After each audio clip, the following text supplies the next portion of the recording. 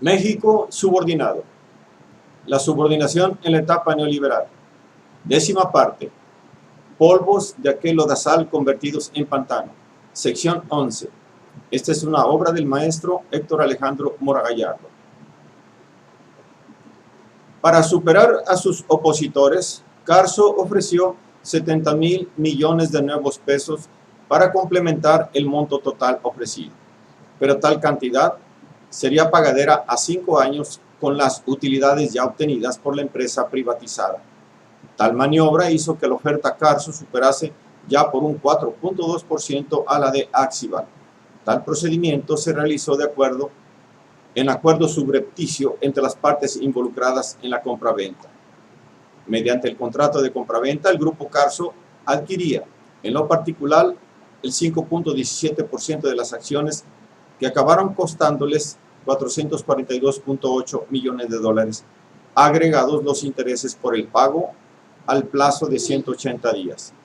El precio por acción era aparentemente alto, 13.1 puntos porcentuales superiores al cierre del mercado el lunes 10 de diciembre y 6.1% más respecto al máximo alcanzado en los 12 meses anteriores. En realidad, sin embargo, obtener el control de Telmex y ocupar la presidencia del Consejo de Administración le salió a Slim relativamente barato. El total con su extra alcanzó la cifra de 28 millones de dólares, poco o nada a comparación de las ganancias inmediatas a obtener. 2 semanas después, el propio Carlos Slim, en proceso número 987-3637, presenta una carta en la que reclama las falsedades emitidas en el trabajo de Rodríguez Castañeda, haciendo ver Carlos Slim, no confundir con CC, que lo ofertado por el gobierno era el 20.4% del capital social de Telmex. Pero entonces la pregunta era, ¿y el resto de las acciones dónde quedaron? ¿Se esfumaron o quién se las apropió? ¿El mismo Carlos Slim con posterioridad o Carlos Salinas desde entonces? Y abunda.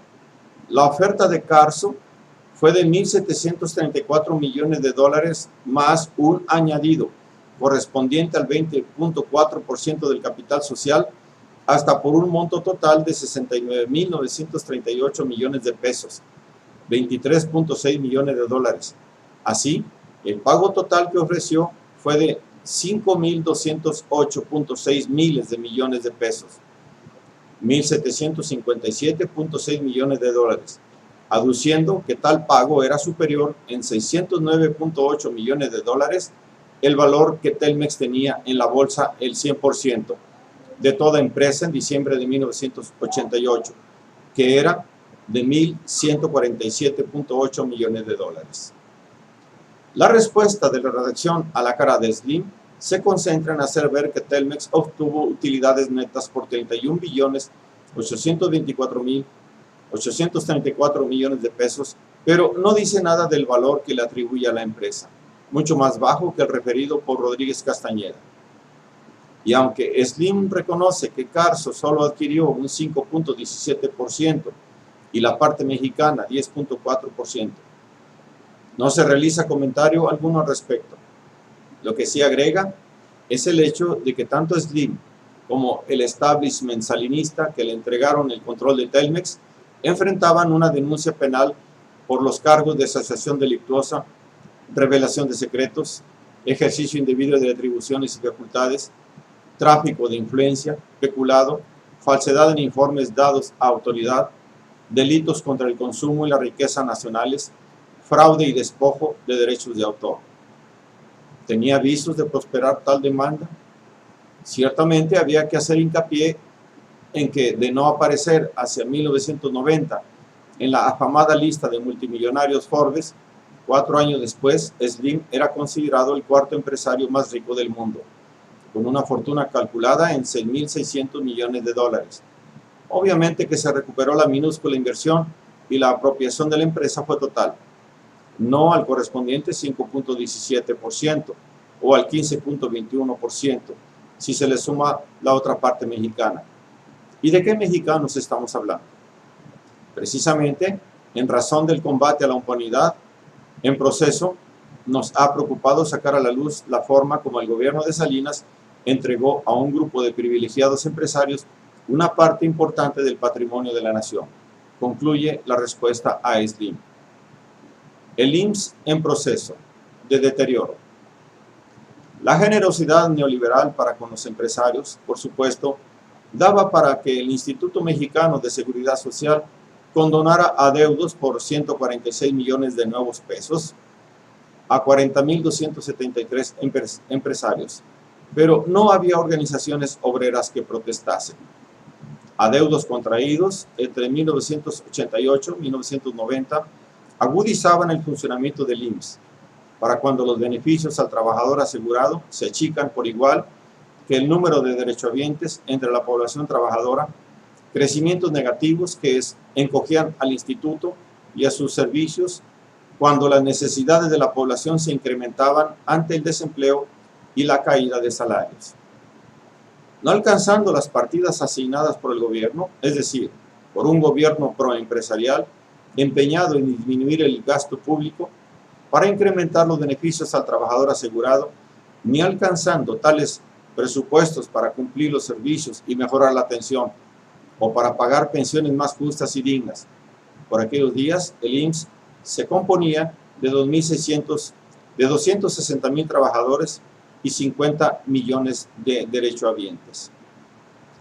Las carencias de recursos monetarios repercutían inevitablemente en la baja de la calidad del servicio y en el deterioro de los centros de salud pública, generando múltiples quejas y el descontento social, mismo que se podía canalizar induciendo las reformas neoliberales, viniendo a ser el abandono gubernamental y la retracción en contribución de la cúpula empresarial lo que ponían aprietos al sistema de salud mexicano. El Estado venía disminuyendo la aportación del 25% al 12.5% y después a un 5%, refiere Ricardo García Sáenz, es director del IMSS durante 9 años, quien tenía en mente la posibilidad de que el deterioro en el seguro fuese un acto deliberado en procura de su privatización. Proceso 983, 13-11 del 95. El neoliberalismo era peor que el liberalismo. Liberalismo a ultranza como individualismo y retiro del Estado de su función social. La dirigencia sindical del IMSS tenía en claro la procedencia del deterioro ante la disminución de recursos otorgados en horas de apremio, lo que se materializaba en servicios escasos, lo que se patentiza en algo tan evidente como preocupante, 1.7 camas por 1,000 usuarios. Y los médicos no la pasaban mejor que los derechohabientes, al tener una percepción salarial decreciente, recibiendo tan solo 23 centavos de cada peso que recibían en 1978, lo que a su vez repercutía en que la planta de Galenos no se haya incrementado acorde con la creciente demanda de usuarios. De 1992 al año siguiente, solo se habían contratado 108 nuevos médicos. Ello a pesar de que las consultas otorgadas hace 3 años fueron del orden de 80.990.000 y en 1993 llegaron a 86.157.000. A la sazón, percibían en promedio 1.500 pesos mensuales y no los 2.500 que se jactaban las autoridades. Esta última cifra incluía el aguinaldo, prima vacacional y otras prestaciones. Además del incremento de la carga de trabajo, se daba el deterioro en infraestructura, equipo médico, abasto en medicinas, analgésicos, antibióticos, gasas, guantes para auscultación, jeringas, pinzas, todo escasea. Los pacientes, además de esperar pacientemente ser atendidos, tenían que poner en su bolsillo para que se adquiriesen materiales curativos. Pero ¿qué problema? Procedan a privatizar. Y la ecuación viene a ser, a menores recursos otorgados al seguro, mayor deterioro en la atención médica. El servicio se deteriora. Proceden las quejas y demandas contra la institución. Solución predispuesta. Proceda la privatización de servicios. Tal es la terapia de un gobierno de fundamentalistas del mercado. Así pues, habiéndose incrementado la carga de derechohabientes para 1994, las finanzas del instituto se consideraban en extremo frágiles al decrecer el número de aportaciones patronales aunadas a la desatención gubernamental. El desempleo y la reducción de trabajadores asegurados representan otra merma importante, disminuyendo asimismo la aportación de cuotas, de manera tal que tan vital institución operaba a la sazón con un déficit de 954 millones de nuevos pesos.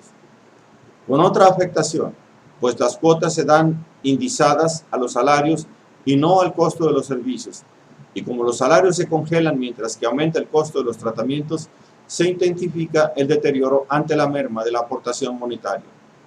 Todo ello ha significado para el IMSS déficits recurrentes en su operación, que han llegado a ser, como ocurrió en 1988, de hasta 30%. Los ingresos han sido consistentemente inferiores a los gastos, e históricamente los egresos han superado rápidamente los incrementos en las cuotas, dice el documento. Muy cierto, así ocurre con una institución de beneficencia pública operando en un mercado de capitales. Pero el Estado está obligado, por designio social, a cubrir los gastos de las instituciones de salud como administrador de impuestos y de las cuotas de los trabajadores que viene a ser. Y si tal función decimonona del operar estatal se realiza de manera defectuosa y corrupta, el mal gobierno es el responsable del deterioro en tan importante como vital institución de salud pública.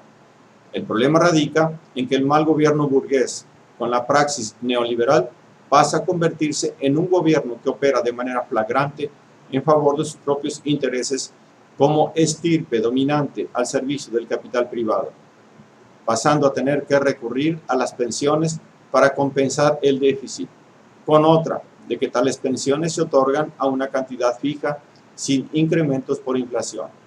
La inflación de los años 70 y 80 propiciaron el rezago ante la imposibilidad de indización.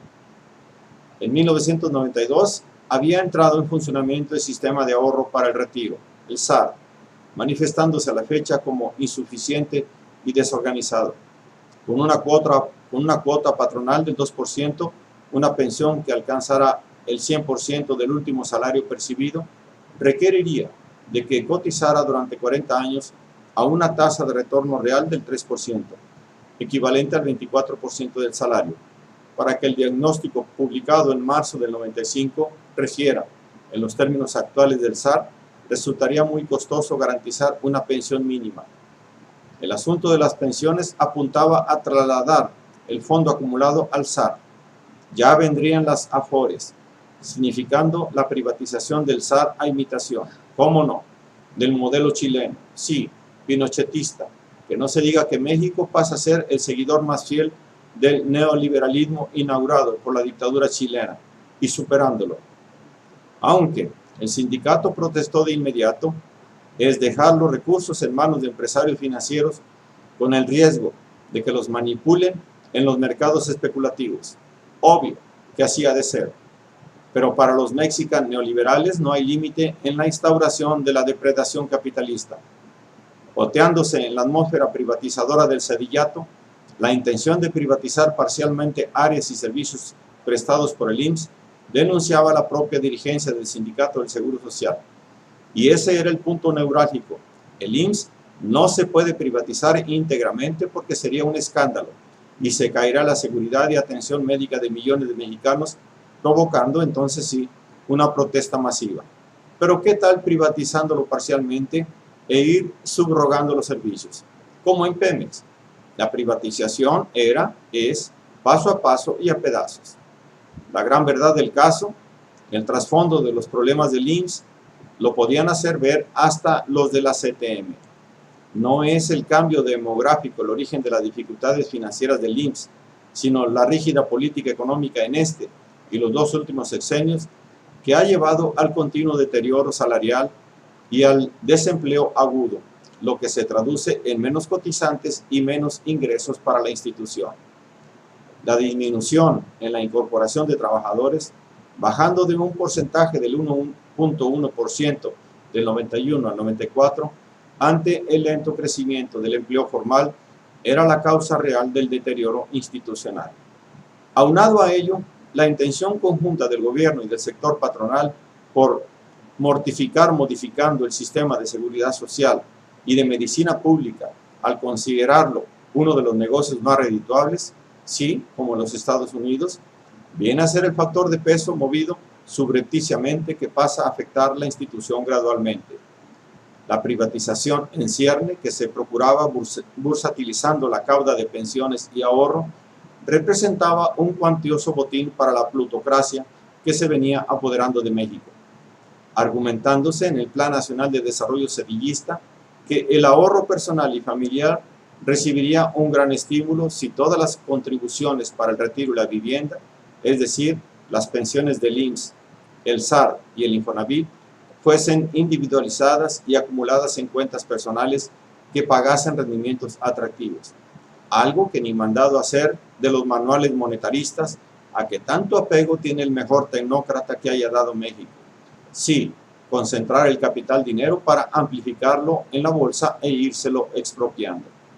En Chile, las llamadas administradoras de fondos de pensiones, AFP, fueron impuestas hacia 1981, teniendo un periodo de bonanza hasta 1994, registrando en 95 una rentabilidad negativa de menos 2.1%, con pérdidas totales que sumaban los 2.167 millones de dólares.